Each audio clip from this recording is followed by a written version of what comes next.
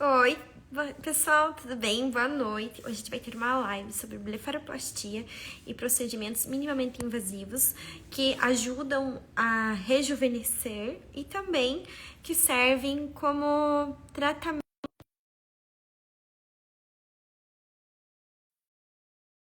Esperando o Dr. Ricardo Andrade entrar.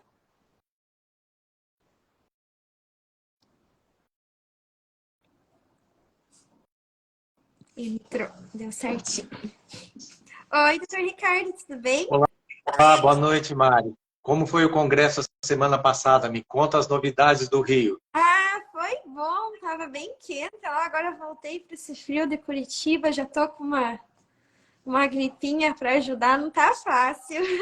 E por aí como estão as coisas? Agora deu uma esfriadinha. Esse final de semana vai ser um final de semana de fundir e um bom vinho, porque vai ser um final de semana mais frio, né? Sim, ótimo para curtir, ótimo para fazer cirurgia plástica É também, né? um, é um tempo muito interessante, porque no inverno fica mais fácil de você usar cinta, fica mais fácil de usar malha, né? E o mês de julho é um mês que o pessoal geralmente tira de férias e aproveita para fazer sua cirurgia plástica, né? É um mês mais movimentado. Uhum. E no caso, agora pensando, o frio realmente ajuda na recuperação ou não tem nada a ver com isso? Pode operar em qualquer estação, qualquer clima? É, Hoje nós praticamente não temos inverno no Brasil, né? Fora esses dias que a gente vê um pouquinho de queda de temperatura. Então, no verão, a gente incha mais e a gente tem menos dor. No inverno, a gente incha menos e tem um pouquinho mais de dor. Então, a gente tem que ver esse diapasão e escolher conforme a disponibilidade de cada pessoa que nós estamos atendendo. Muito obrigada, doutor.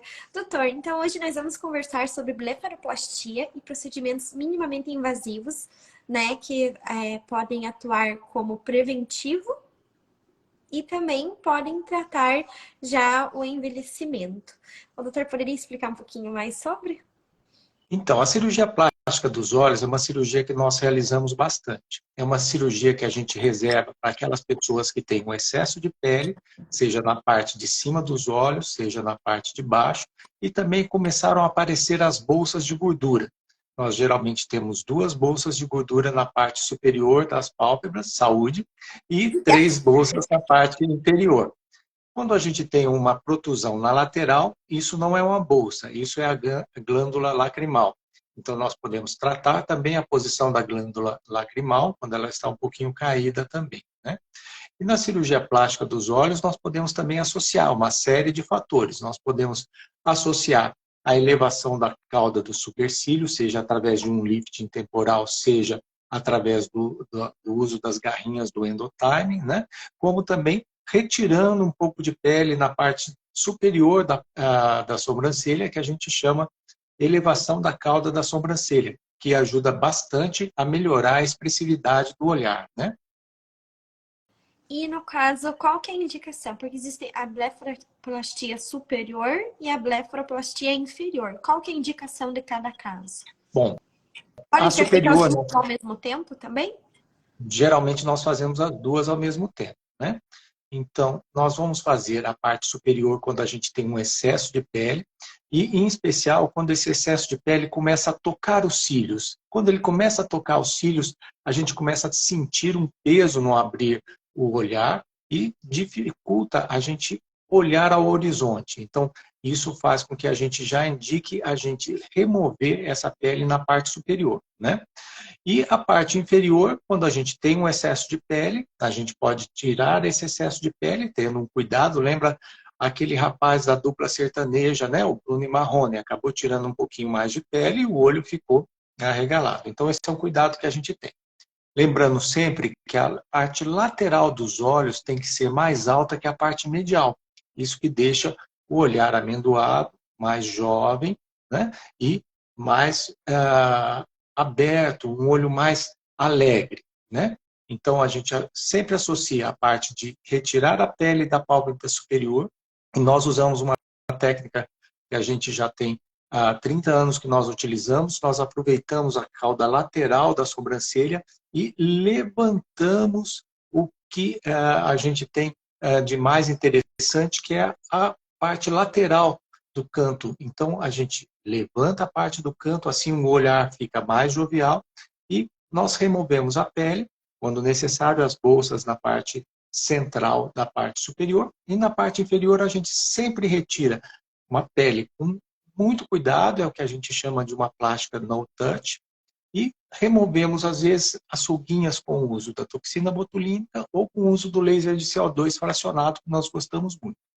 Isso é até uma coisa muito interessante para as pessoas que estão nos assistindo, é que na pálpebra inferior nós não podemos ser muito arrojados, ressecar excesso de pele, porque senão o olhar fica arregalado, que é o que a gente chama de ectrópio, e vira a parte do olho. Então fica aparecendo a parte do branquinho do olho, e isso é bastante desagradável e deixa um resultado muito ruim. E na parte inferior dos olhos, além da gente remover a pele, nós podemos, muitas vezes, fazer uma coisa muito interessante, que é fazer a cirurgia sem cicatrizes na parte inferior.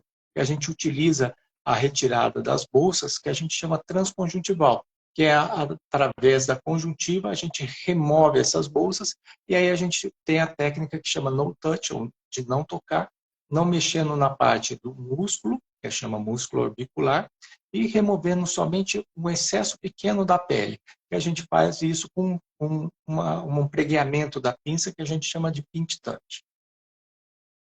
E como que é o pós-operatório dessa cirurgia? É complicadinho ou é uma cirurgia tranquila? Por exemplo, operei hoje, amanhã já posso seguir com a minha vida. Então, essa é uma cirurgia de recuperação que a gente chama de downtime muito curto. Então, você faz um dia, no dia seguinte você já está de volta às suas atividades. Com 7 dias você já retirou o ponto. E uma coisa muito interessante, essa é uma cirurgia que a gente faz normalmente com anestesia local, mais sedação. Então, o anestesista deixa você bem relaxado, bem tranquilo, para poder fazer a anestesia que é local, e é um procedimento que leva 1 hora e 30, e você está de volta às suas atividades no dia seguinte. Com 7 dias retira o ponto. Um único cuidado muito importante é não tomar sol enquanto a gente estiver com aquelas equimoses, aquelas manchas roxas, e com inchaço na parte da pálpebra. Então não podemos tomar sol. Mas com óculos escuros e uma boa maquiagem, um bom protetor solar, dá para voltar rapidamente para as atividades. E essa é uma cirurgia reservada tanto para as meninas como para os meninos. É uma cirurgia que nós podemos fazer de forma bastante tranquila, tanto nas mulheres como nos homens, com os cuidados apenas de manter o olhar mais vívido e realmente deixar os traços joviais. Então, uma coisa que eu uso sempre é não deixar a parte do canto do olho muito baixa, porque aí nós perdemos aquela relação entre a parte medial e a parte lateral. E qual é o tipo de anestesia? Pode ser feito em consultório ou só em ambiente cirúrgico? Bom, você vai fazer isso em ambiente que esteja adaptado plenamente e já esteja catalogado pelas normas da Anvisa para ser realizado o procedimento. Então, você pode fazer isso ambulatorial, desde que seja um consultório de porte 2 ou porte 3, ou pode fazer hospitalar. Normalmente, essa cirurgia é feita ambulatorial, ou seja, no estilo day hospital, e porque é uma cirurgia que você chega walk-in, walk-out. Você chega caminhando e vai embora caminhando. Então, é uma cirurgia que você pode fazer plenamente em regime ambulatorial. E no caso, é anestesia geral ou é anestesia local? Qual é o tipo de anestesia? Nós só usamos anestesia geral na cirurgia plástica dos olhos quando a gente está fazendo associado, por exemplo, a um rosto, a uma face, ou como nós temos procedimentos associados. Por exemplo, a cirurgia plástica nos olhos ela é muito associada à cirurgia plástica do nariz, ao lifting, que é a elevação do lábio, a reposicionamento do pavilhão auricular, que é a otoplastia. Então, esses procedimentos podem ser associados, são bastante interessantes. Nesse caso, a gente usa a anestesia geral, mas 90% dos casos que vão fazer só cirurgia plástica dos olhos, a gente faz ambulatorial e com anestesia local. A gente sempre agrega para uma questão de conforto, a sedação pelo anestesista, para a gente ter uma recuperação mais tranquila e para o procedimento ser mais sossegado. Porque até eu recebi segunda-feira, um paciente que falou assim, nossa, doutor, eu fiz uma cirurgia de 10 horas e fiquei acordado o tempo todo e nem pude levantar para ir no banheiro. Eu falei, nossa, 10 horas, você acordado sem uma sedação, mas era uma cirurgia de implante capilar, que realmente é uma cirurgia mais demorada, né? Mas a gente tem que pensar no conforto. E no conforto, a sedação ajuda bastante. Mas a pessoa não pode dormir totalmente, porque, por exemplo, tem alguns detalhes técnicos, quando você vai remover a pele, vai remover as bolsas na pálpebra inferior, você precisa interagir com a pessoa para que ela abra a boca, abra os olhos, para que a gente posicione certamente a quantidade correta de pele a ser removida. Uhum. Doutor, e no caso, qual que é a indicação para fazer uma me enrola para falar blefaroplastia? Qual a quantidade de pele tem que ter aqui acima do olho para poder fazer, por exemplo? Isso, é muito interessante. Então, nos orientais, a gente indica porque eles não têm aquela prega na parte de cima dos olhos, porque falta aquela preguinha formada por um músculo que chama músculo de milho. Nas meninas, a gente costuma indicar assim que elas começam a notar que a maquiagem está borrando. Ou seja, você vai passar seu lápis, vai passar sua maquiagem na pálpebra superior e ela começa a borrar. Então, aí a gente está fazendo a indicação. E os homens, cada vez mais, têm buscado essa cirurgia. Por quê? Para tirar aquele olhar cansado, para tirar aquele olho que fica pesado. Então, é uma cirurgia bastante interessante, tanto para meninos como para meninas, e a gente consegue ter um resultado muito satisfatório. Uhum. Eu tenho uma amiga que ela fez com 20 anos, porque ela já tinha aqui a pálpebra um pouco caída. Aí eu até fiquei assim assustada, mas aí depois eu entendi. Realmente tinha necessidade, dava um aspecto nela que ela estava cansada. E hoje parece que ela tem vida, né? O olhar é tudo na gente. Exatamente. Então, quando a gente nota que a pele está com excesso, aí já é uma indicação. Quando a pele toca na parte dos cílios, na parte superior, aí é uma indicação absoluta, nós temos que remover realmente essa parte de cima da pelezinha. Nós podemos associar, essa é uma cirurgia que nós associamos bastante. Nós associamos a aplicação da toxina botulínica, o uso dos volumizadores, os preenchedores ou da bioestimulação. Eu gosto particularmente de fazer essa cirurgia associada a alguns procedimentos no rosto, como, por exemplo, o laser ou o peeling. O laser de CO2 fracionado ele é muito interessante porque ele evita que nós retiremos muita pele da parte inferior, né?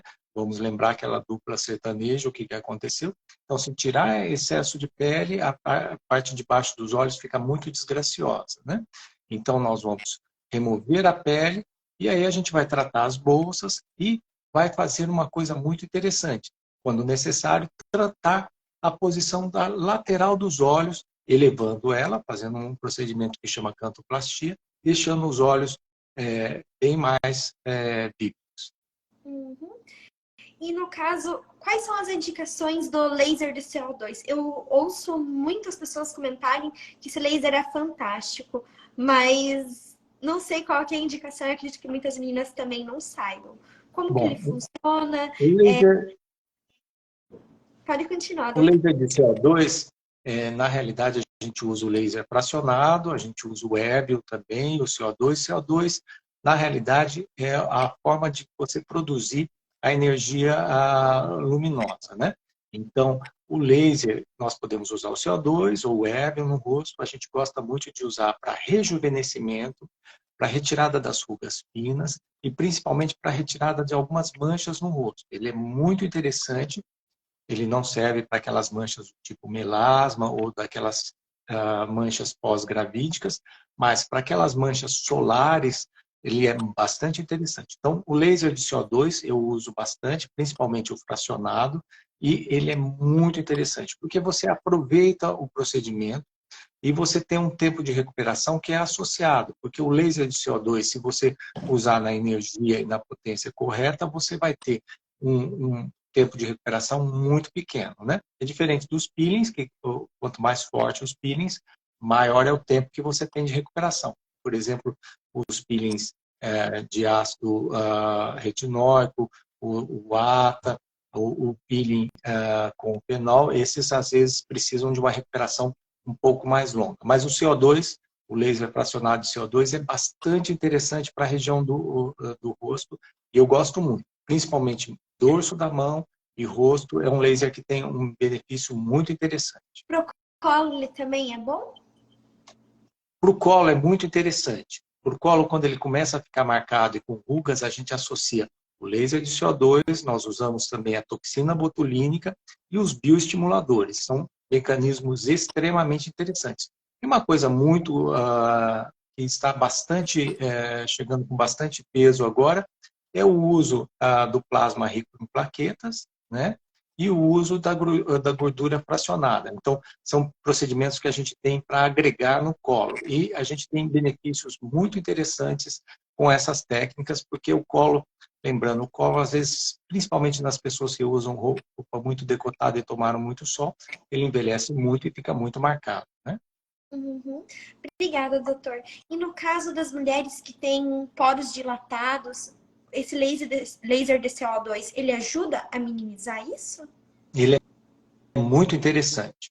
Se você tem a face muito marcada por cicatrizes de acne ou por excesso de poros, a gente pode usar o laser fracionado de CO2. Ele tem um benefício bastante interessante. O que é muito importante é que as pessoas entendam que o laser de CO2 ele tem um período de recuperação mais curto, mas ele necessita de algumas reaplicações. Quando a gente usa os peelings, e esses peelings são mais profundos, como o peeling de ata ou o peeling de fenol, a recuperação é mais longa, mas você descama mais a pele também. Uhum. E no caso, a paciente que decidiu fazer o laser de CO2, ela precisa fazer em ambiente cirúrgico ou pode ser feito no consultório? Tem anestesia? Como que funciona? Bom, o laser de CO2, a gente faz 90% deles ambulatorial.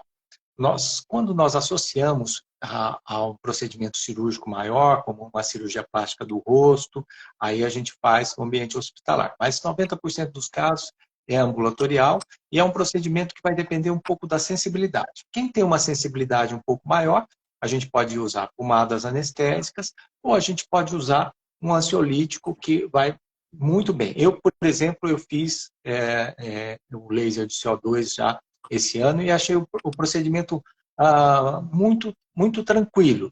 E eu usei uma potência mais forte, eu tinha bastante poros dilatados, eu usei uma potência um pouquinho mais alta e achei bastante suportável. Mas eu tenho clientes que têm uma sensibilidade maior, então nesses casos a gente usa um ansiolítico e a pomada anestésica é perfeitamente possível da gente fazer ambulatorial, né? E é interessante que é um procedimento que o doutor já teve a experiência, né? Com a Foi paciente. muito interessante. Então, tem como falar assim, ó, então para mim funcionou, tinha poros dilatados, usamos uma potência maior e ficou melhor, né? É uma forma de trocar a experiência 100% real, né? Então, é um procedimento bem tranquilo, a gente gosta bastante, eu uso ele desde 1993 e as máquinas foram evoluindo, hoje nós temos máquinas mais modernas, Já.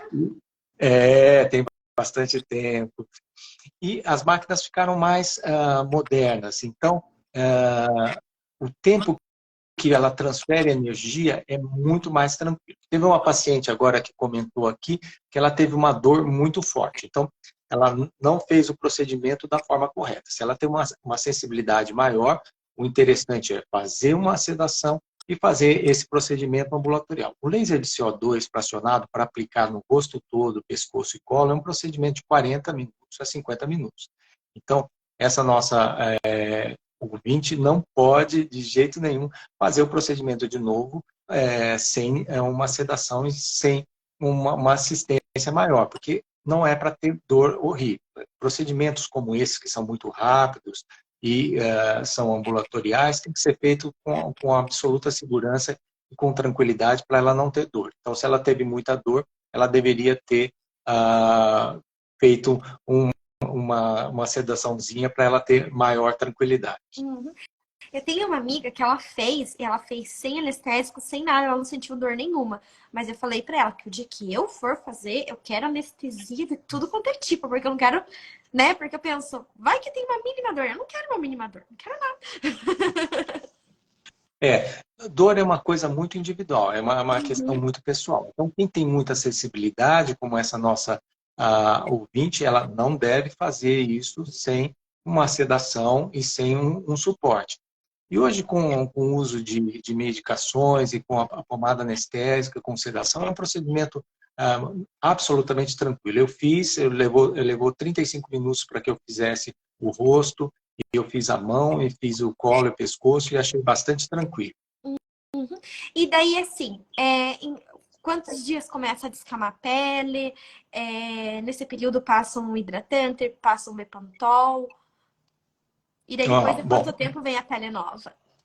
é, na realidade, ele começa a descascar entre 2 a 3 dias, aí a pele fica mais vermelha, mais sensível, nós vamos usar um hidratante protetor solar, e até que nós tenhamos a completa revitalização ou revigoramento da pele, a gente usa um protetor solar e protegemos do sol, né?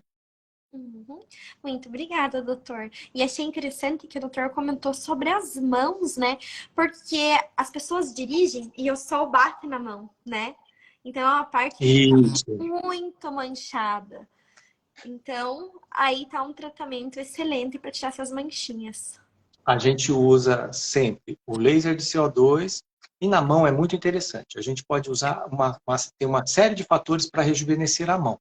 Então, a mão a gente pode usar, além do laser, para descamar a pele que está envelhecida, a gente pode utilizar bioestimuladores para estimular a pele e diminuir a quantidade de rugas, e nós podemos usar volumizadores, tanto a gordura como a ADS, que é a hidroxapatita de cálcio, porque eles, ao darem volume, eles não só rejuvenescem a mão, como eles estimulam também a formação de colágeno. Então, no caso, o laser de CO2 pode ser usado no corpo inteiro. Você pode tomar um banho de CO2. Não, na realidade tem algumas áreas que a gente não utiliza. Laser e peeling, eles são muito interessantes para lugares do corpo que a gente tem bastante pelos, bastante glândulas sebáceas e sudoríparas, porque aí a recuperação é mais rápida. Quando nós passamos para áreas do corpo que tenham um número bastante diminuído de glândulas sebáceas e sudoríparas e pelos, nós não usamos o laser porque a recuperação fica mais difícil, né? Aí nós temos outras alternativas, não o CO2, mas nós temos a luz pulsada e nós temos lasers extremamente interessantes, que é por exemplo, Neodímio e Ágnio, que são para essas áreas em especial.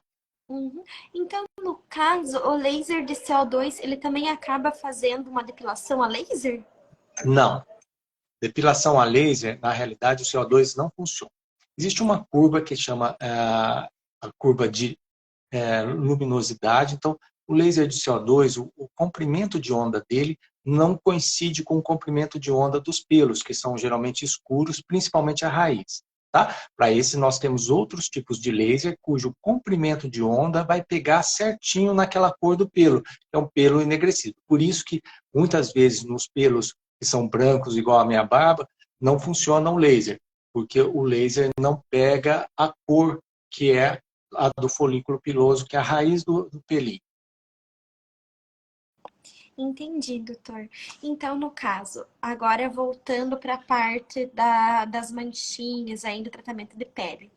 O doutor indica algum outro tipo de tratamento para fazer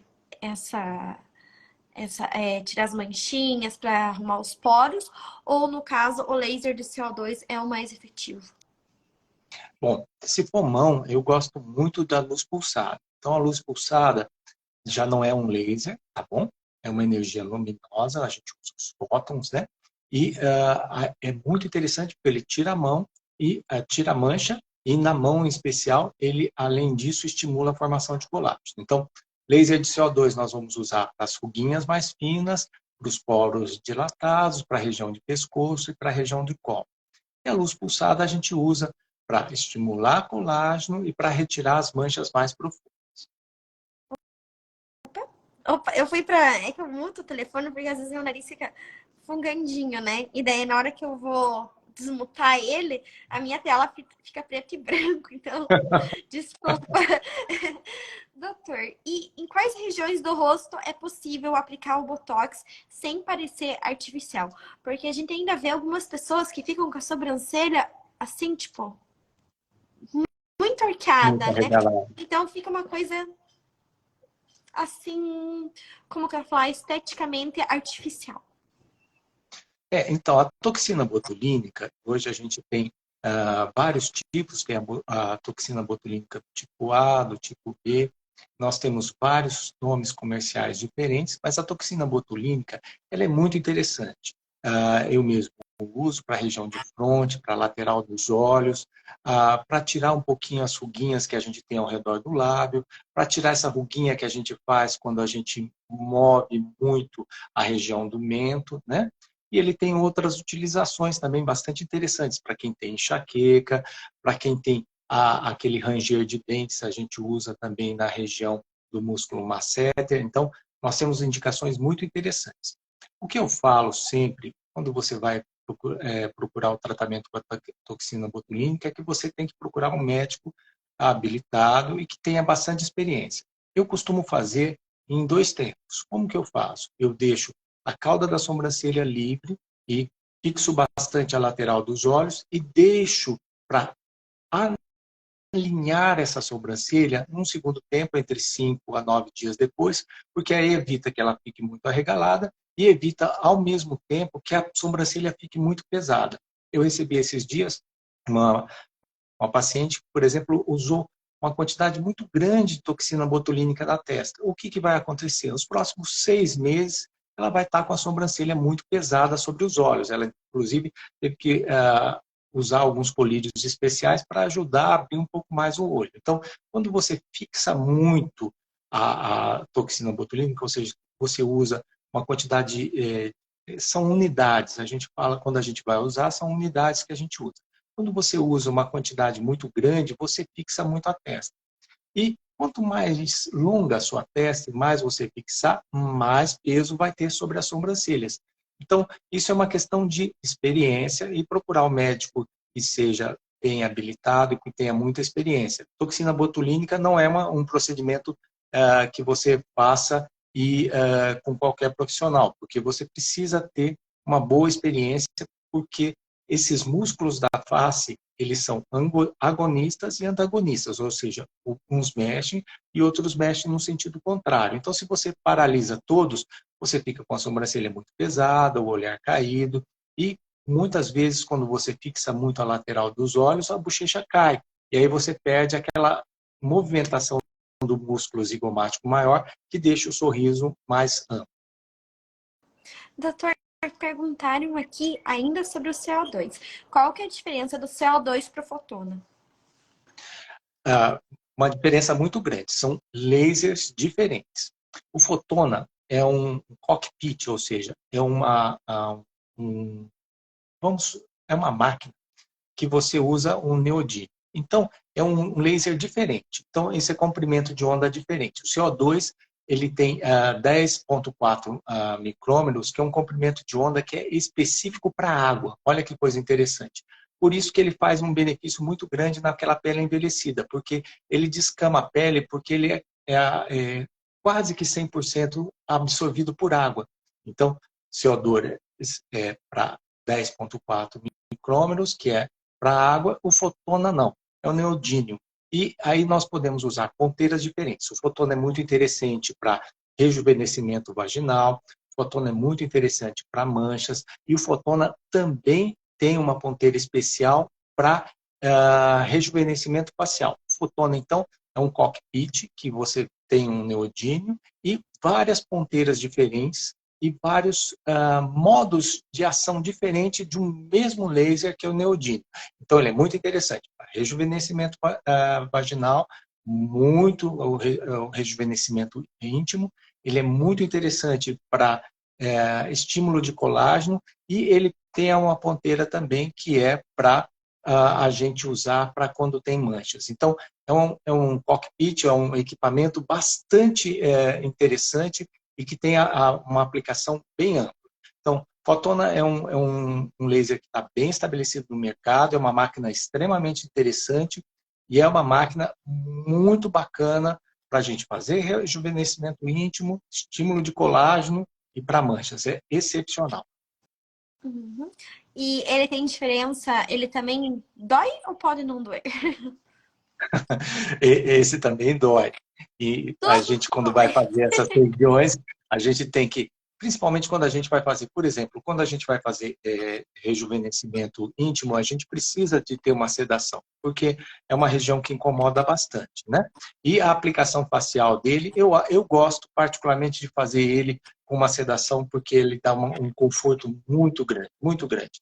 Por exemplo, nós estávamos falando de plástica dos olhos. Quando a gente faz uma plástica dos olhos, que é um procedimento de 40 minutos a 1 hora, e você vai associar o laser ou o peeling, se você tem um anestesista e faz uma sedação, o grau de aceitação ao procedimento é muito maior. E a sua recuperação também se facilita, porque você não mexe, não fica tenso, a pressão não sobe, a frequência cardíaca não sobe, sangra menos, fica muito menos equimose, muito menos roxo, incha menos e a recuperação é mais rápida. Uhum. E no caso, pode ser associado um laser de CO2 mais uma rinoplastia? Pode sim. A única coisa interessante é o seguinte, se a gente for fazer a rinoplastia e o laser de CO2, nós não vamos poder aplicar o laser no nariz, né? Ah, Então, se a gente for fazer a rinoplastia com laser de CO2, fica muito interessante porque você vai ficar com uma área sem aplicar, né? Então, o laser de CO2 poderia ser feito, mas como a gente prefere fazer um tratamento que a gente chama de full face, ou seja, fazer a face toda para evitar discromias, manchas, então aí não seria interessante fazer o laser com uma rinoplastia. doutor, eu vi um resultado hoje no seu Instagram, que é uma mentoplastia e mais uma rinoplastia. A mentoplastia também é considerado um procedimento minimamente invasivo ou é uma cirurgia? Bom, a mentoplastia é uma cirurgia que nós associamos muito e entra dentro de um capítulo da cirurgia plástica que a gente chama perfiloplastia, que é quando a gente analisa o perfil e a gente vê que não só o desenho do nariz, mas falta um pouco de desenho na região do queixo. É um procedimento que a gente faz muitas vezes associado à rinoplastia. A mentoplastia nós podemos fazer de duas formas. Nós podemos fazer hoje com volumizadores, como por exemplo a hidroxapatita de cálcio, o ácido hialurônico, e podemos fazer com prótese. Nós temos próteses hoje, como por exemplo a prótese de silicone, e nós temos também a prótese que é do ácido polilático. Então, o ácido polilático é o bioestimulador, que nós usamos um polietileno. Esse polietileno é muito interessante porque ele é cheio de furinhos e estimula a formação de ósseo. Depois isso há uma integração muito interessante. Falando sobre a prótese de mento na região do queixo, ela é diferente da prótese de mama e a prótese de bumbum, porque ela é uma prótese sólida. Ela não tem Ela é durinha, líquido né? dentro dela, nem gel. Ela é bem durinha. Eu Então conheço, ela achei tem que era uma um chaveiro. consistência. Eu pensei, Você isso é um chaveiro? ganhou. Eu conheci Isso.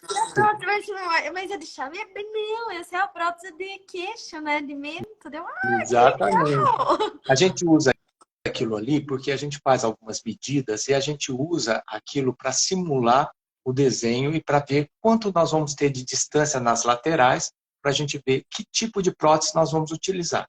Eu gosto muito do polietileno, o nome comercial chama Porex, ou da prótese de silicone, e eu acho que dão resultados extremamente graciosos e muda definitivamente o perfil do rosto. Então, o perfil do rosto fica absolutamente muito mais jovial. Uhum. Obrigada, doutor. E para fazer preenchimento nos lábios com gordura, é considerado um procedimento minimamente invasivo? Bem, a gente tem dois movimentos aí. A gente vai captar a gordura, por exemplo, a gente pode retirar a gordura da região do queixo e usar essa própria gordura. Ou então a gente vai retirar em uma outra área do corpo, que pode ser a raiz do joelho, a raiz da coxa, são áreas muito interessantes para a gente retirar essa gordura. Essa gordura nós centrifugamos. Na hora que a gente centrifuga essa gordura, a gente tira a gordura que está quebrada, tira os resíduos de sangue e de plasma e ficamos só com a gordura. A gordura tem uma grande vantagem em volumizar lábio. Ela evita as reações inflamatórias e você pode usar volumes maiores. E, além disso, por ser a sua própria gordura, tem a questão do custo também. Quanto mais você usa de volumizadores, maior é o custo, porque eles são vendidos com uma dosagem fixa, né? Uhum. Obrigada, doutor. Perguntaram se pode fazer botox anestesiada. Então, na realidade, você pode fazer o botox anestesiado desde que você tenha marcado previamente. O ideal do botox é fazer com a pessoa absolutamente acordada, porque é um procedimento que leva 10 minutos, né? Então, nós precisamos ver quais os músculos que estão mexendo. Você faz isso eventualmente quando você vai fazer uma face, quando você está fazendo um nariz e um olho associado, né? Mas é um procedimento para a gente fazer acordado, né? A anestesia geral não tem relação com a aplicação da toxina botulínica. Tem uma pergunta aqui sobre o laser de CO2 substituindo a blefaroplastia. Então, existem alguns aparelhos, inclusive um que foi lançado no último congresso americano de dermatologia, que são aparelhos para transferir calor e energia térmica para debaixo da pele e promover uma retração da pele. Então, o laser de CO2, ele não substitui uma blefaroplastia, mas ele é associado, saúde, ele é associado e ele ajuda muito nos resultados que nós vamos ter. Obrigada, doutor. Em relação aos bioestimuladores de colágeno, a partir de que idade pode ser feito? Bem, você começou a sentir alguma flacidez, está indicado a gente poder utilizar um bioestimulador, né? E hoje nós temos uma gama ampla de produtos, e esses produtos ajudam bastante a gente a ter um estímulo de colágeno, melhor tugor da pele, melhor elasticidade, diminuição da formação de rugas. Doutor, e o bioestimulador de colágeno, ele é feito com anestesia ou sem anestesia? Olha, esse é um procedimento que nós fazemos 99% das vezes sem anestesia, tá? A não ser que seja um tratamento corporal associado, por exemplo, aí assim a gente usa uma anestesia para o procedimento corporal. Mas o bioestimulador em si, até porque a maior parte desses produtos já vem com anestésico, na maior parte deles, lidocaína associado. Então, quer dizer, fora aquela pequena picada que você tem aonde vai introduzir a sua cânula, você não tem muita dor, porque você, uma vez que distribui o produto, nós já vamos ter uma anestesia, né? Eu fiz bioestimulador no meu pescoço, e eu fiz nas regiões laterais e na região central. Eu fiz só com anestesia local, onde iam fazer os pequenos pertúrbios da cânula, e foi bem tranquilo, e é muito interessante, logo depois que você faz, o seu pescoço fica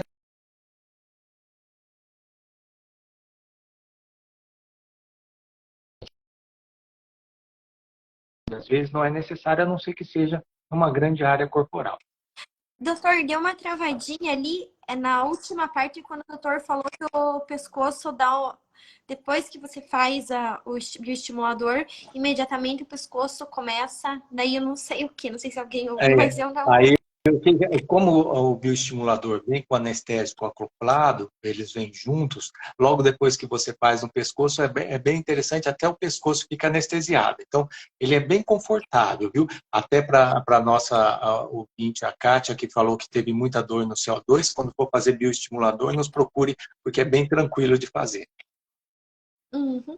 Aqui também tem uma pergunta da menina que falou sobre se o CO2 substituir a blefaroplastia. Ela falou que ela fez Ultraformer associado ao Lavian e ela está tentando adiar a blefaroplastia. Qual procedimento poderia ser realizado agora? Bom, então, se ela tiver um pouquinho de tempo, ela vai esperar essas máquinas de estimulação de subcutâneo, que são máquinas bastante interessantes que chegam no mercado ainda até o final do ano. Existem tratamentos, por exemplo, o uso de plasma, que eles, na realidade, é uma energia térmica, que você faz pequenos furinhos. O laser de CO2 é um tratamento muito interessante. O Ultraform é radiofrequência. não é laser, nem a luz pulsada, é uma radiofrequência. Então, basicamente, ele transfere energia térmica para a região da parte de baixo da pele. Então, hoje nós temos bastante resultado com o Ultraform, ele é muito interessante para a linha de mandíbula, para pescoço, e ele tem uma resposta muito interessante na região malar, na região da bochecha do rosto. Então, a radiofrequência ela é muito interessante, só lembrando que a radiofrequência é um tratamento que você tem que fazer repetidas vezes. É um mecanismo que, inclusive, dá um efeito Cinderela, você fica se sentindo linda, quer fazer selfies todos os dias nos primeiros 3 a 4 dias, depois que passa um inchaço, o edema inicial, você tem um pouquinho de perda de resultado, porque ele parte do pressuposto que você vai formar elástico e vai estimular a formação de colágeno. Então, ele tem um efeito Cinderela e depois você tem um pouco de perda do resultado. E tem que ser repetido. Então, se ela está fazendo Ultraform, está num bom caminho, principalmente se ela é jovem, se ela é nova, né? Ela pode até teclar aqui quantos anos ela está, para a gente ver qual que é a perspectiva, mas a gente faz repetidas vezes. Eu gosto muito e acho que tem resultados bastante interessantes. O Ultraformer, no caso, ele dói? Eu só pergunto se dói, né? Outra forma é mais dolorido, porque como é uma energia térmica e você tem que passar essa energia térmica 5 a 7 milímetros abaixo da pele, às vezes tem ponteiras até para 1,2 centímetros, então ele forma bastante calor. E principalmente onde nós temos ossos aparentes e temos as saídas dos nervos no rosto, ele fica bastante desconfortável. Então, vale a pena fazer o que a gente chama de uma anestesia loco-regional. Você bloqueia os nervos principais do rosto, e aí você consegue fazer com tranquilidade. Mas o Ultraform é um tratamento mais dolorido do que o laser de CO2 e do que o fotônico. Uhum.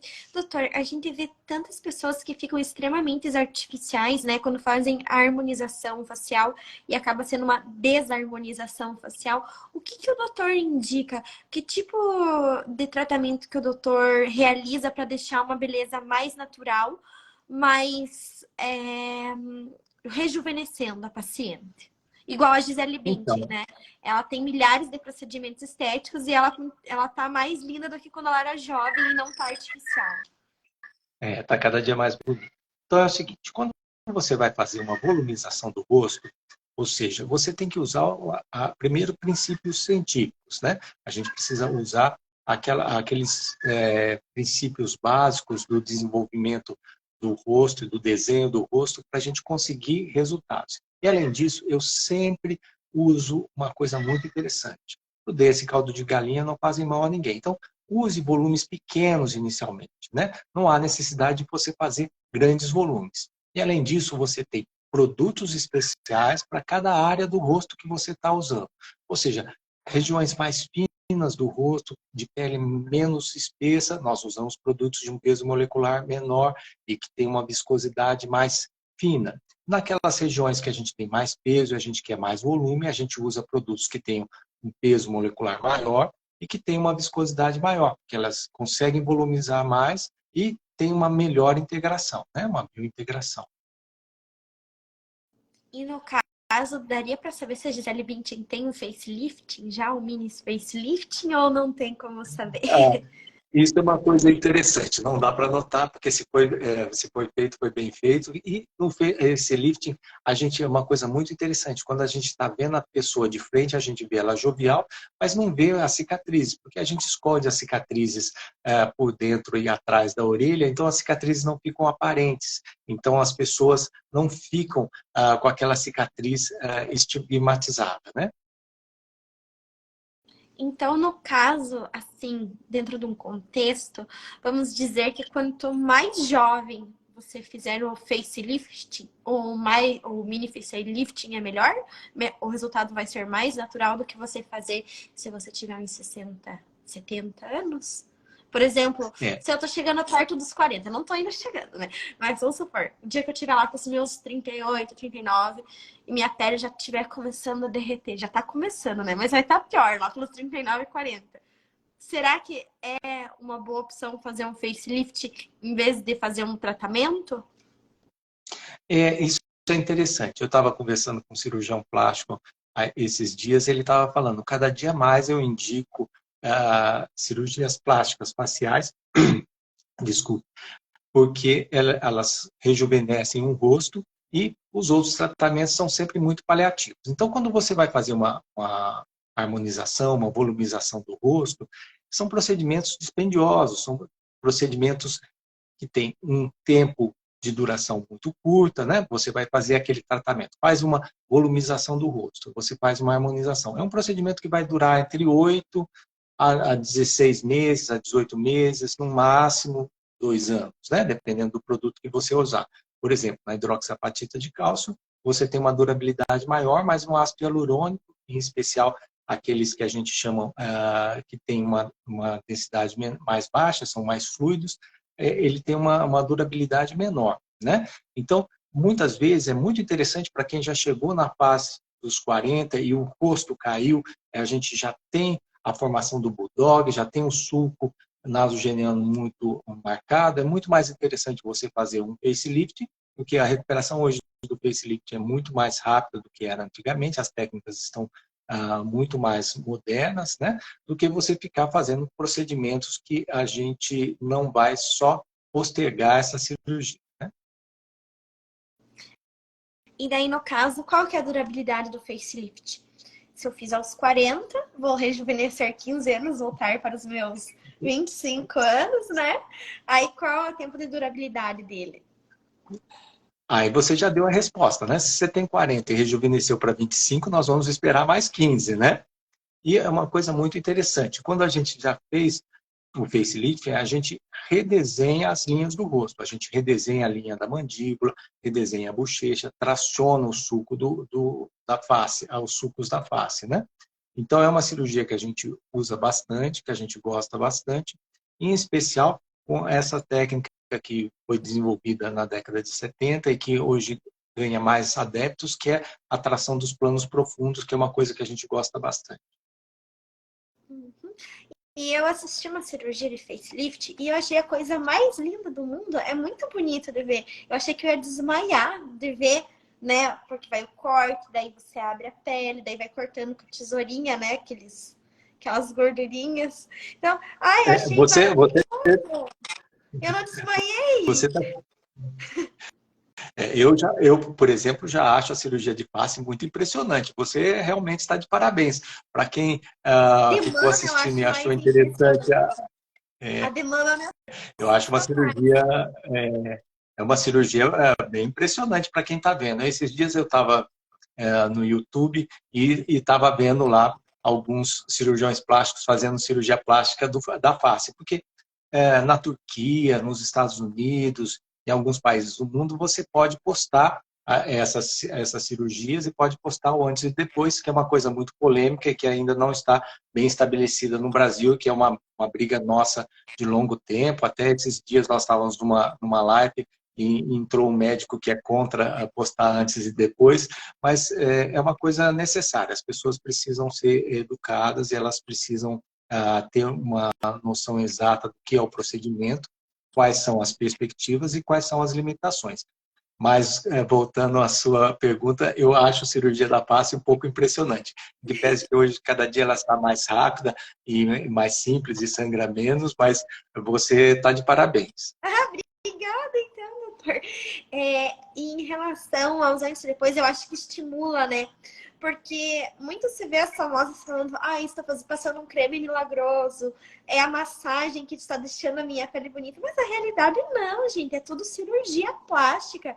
Todas essas famosas que dizem que são lindas naturalmente, estão cheias de procedimentos estéticos e cirurgia plástica, mas de um modo natural, porque escolher um bom cirurgião plástico, um excelente cirurgião plástico, assim como o Dr. Ricardo, que preza pela naturalidade em suas cirurgias, né? Porque eu vejo algumas mulheres no shopping aqui em Curitiba, shopping de luxo, e eu acredito que elas, na época, gastaram muito na cirurgia, mas são todas esticadas, assim, é horrível. Então, a cirurgia de facelift, ela evoluiu bastante. Então, não pensar, assim, que a cirurgia facial, você vai ficar igual aquela mulher que fez a cirurgia 10 anos atrás, 5 anos atrás, até 2 anos atrás. Evoluiu muito, tá? É uma cirurgia belíssima, né?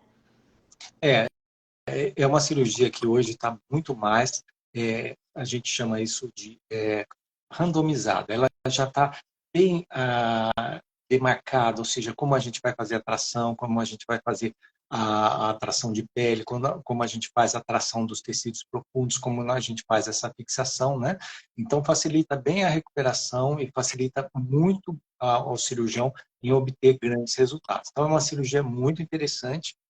Lógico, a gente tem os procedimentos associados que a gente sempre utiliza, né? Mas a gente ganha bastante resultado sim com a cirurgia plástica. Doutor, e no caso, a maioria da população mundial tem um olho menor que o outro, um olho mais caído que o outro. Isso devido a algum músculo? Tem como corrigir com uma cirurgia plástica, com botox? Bom, então, o que a gente tem, é,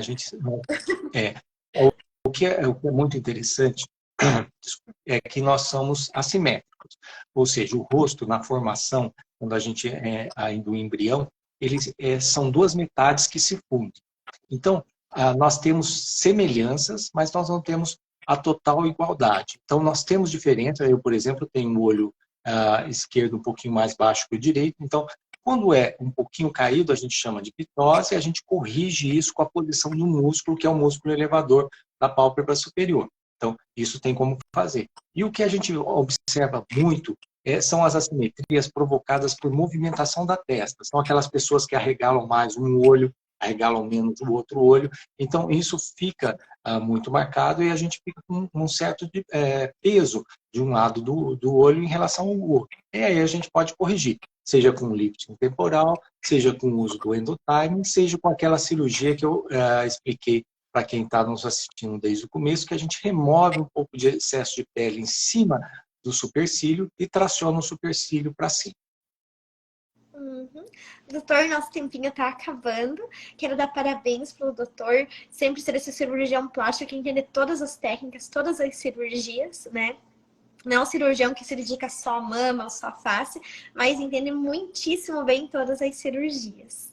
Muito obrigado. Foi um grande prazer, Mari. E eu adorei as suas entradas lá no congresso de 100 anos do professor Pitanguiba. Deixo aqui.